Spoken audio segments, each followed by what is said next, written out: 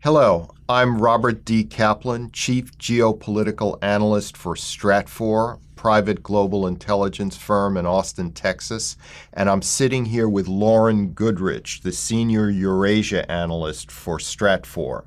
And what Lauren and I are going to discuss today is what makes Putin tick.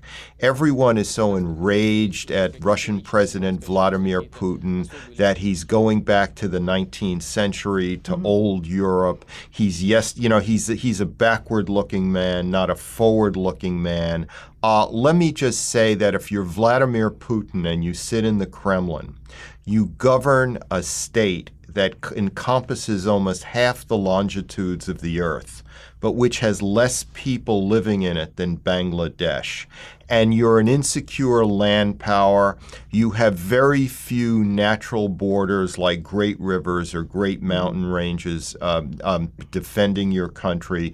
You know that you've been invaded from the West, not just by Napoleon and Hitler, but by Swedes, Lithuanians, and Poles in the course of your history.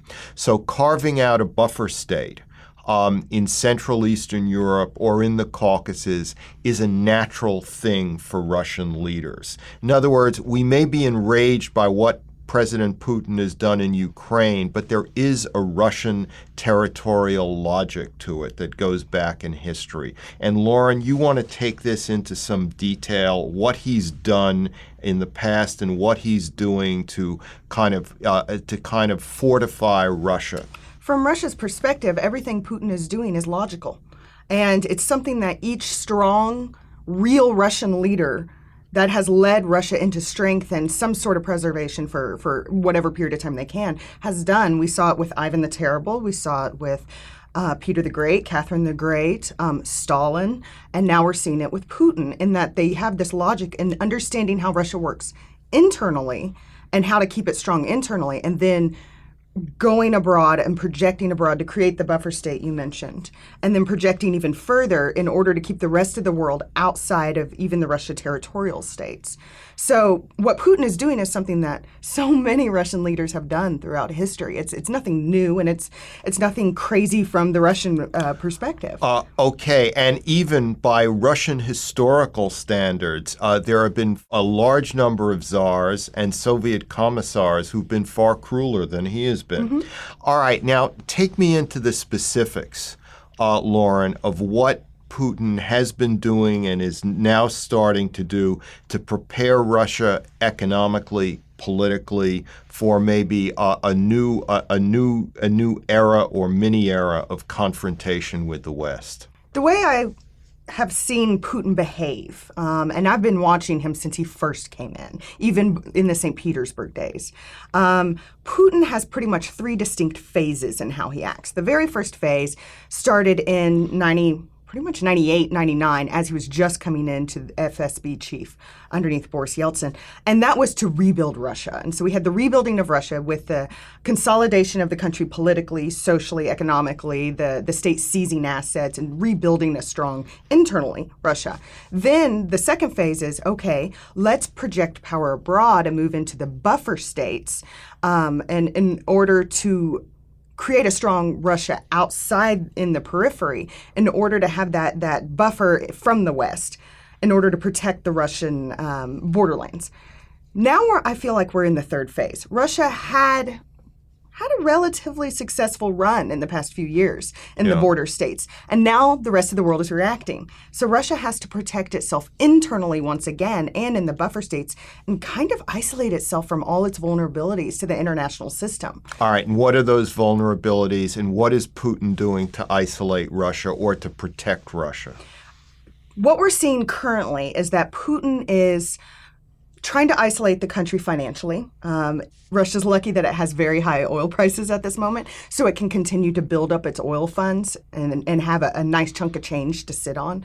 It's isolating its banking system. So we've seen with the sanctions that have gone in, they really haven't hit Russia very hard. They're fairly weak sanctions.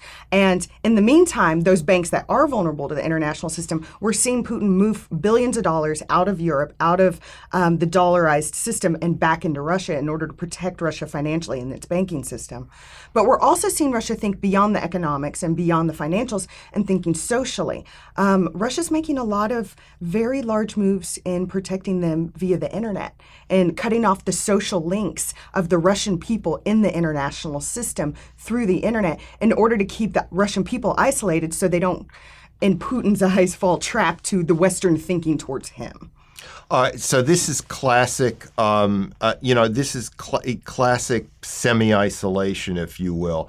Isolate a population politically, socially, but also economically, so as to lessen the economic pain, but also keep the population in line at the same time. I suppose we can also say that he's been taking significant active moves in terms of selling natural gas through pipelines to China, to Japan. In other words, he sees the European energy market as plateaued out. It's not going to get any bigger in current years. And so the new frontier for Russian energy exports is Asia, where nobody's going to give him moral lessons about what he's been doing in Ukraine. Very much so.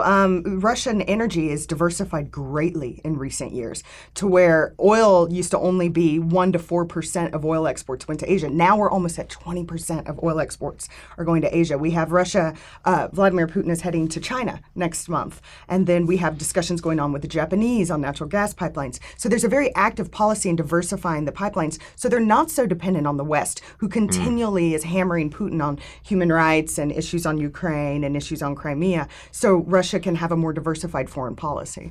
Yes. Well, thank you so much, Lauren. I think what we've come to is that Russia has a president with significant geopolitical savvy, and he's going to be a formidable adversary for the West, at least in the near future. I'm Robert Kaplan. Thank you so much.